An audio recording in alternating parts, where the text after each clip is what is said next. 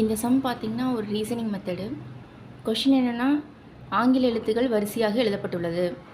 ஆங்கில எழுத்துக்களின் வரிசையில் முதல் பாதி வலதுபுறமிருந்து இடதுபுறமாக எழுதப்பட்டால் உன்னுடைய வலதுபுறத்திலிருந்து 13வது எழுத்திற்கு இடதுபுறமாக அமையும் 5வது எழுத்து எது? இதுதான் கொஷின். இதில் ஆங்கில எழுத்துக்கள் வரிசையாக எழுதப்பட்டுள்ளது அப்படின்னு சொல்லியிருக்காங்களா? அப்போது டோட்டலாக ஆங்கில எழுத்துக்கள் எத்தனை வகைப்படும்? டோட்டலாக நம்மளுக்கு 26 இருக்கும் இல்லைங்களா?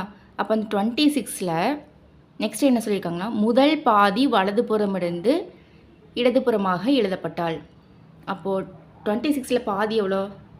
First 13 letter. அந்த 13 லெட்டர் வந்து என்ன பண்ணுறாங்கன்னா, ரைட்லேருந்து லெஃப்ட் எழுத சொல்லியிருக்காங்க.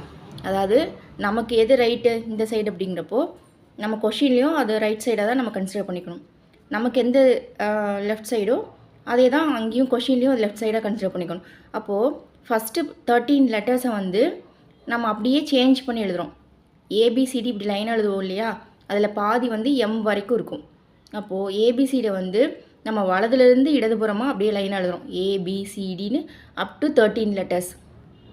ஏன் 13 லெட்டர் தான் எழுதுகிறோம் அப்படின்னா, 26ல் பாதி 13.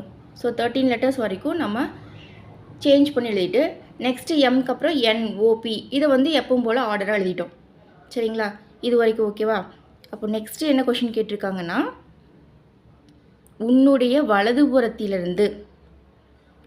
வலதுபுறத்திலிருந்து 13வது எழுத்திற்கு இடதுபுறமாக அமையும் 5வது எழுத்து.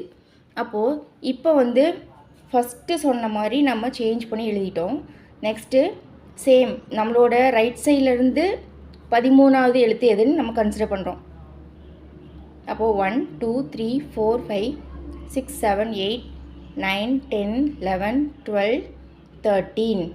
அப்போ நம்மளோட வலதுபுறத்துலேருந்து 13வது எழுத்து எதுனா எண் வரும். இந்த எண்ணிலிருந்து இந்த நம்பருக்கு இடதுபுறமாக அமையும் 5வது எழுத்து. அப்போ எண் எது அப்படின்னா, இடதுபுறம்னா எது வரும்? இந்த சைடு தான் வரும் இல்லைங்களா? என்னோட வலது பக்கம்னா சேம் இந்த பக்கம் வரும்.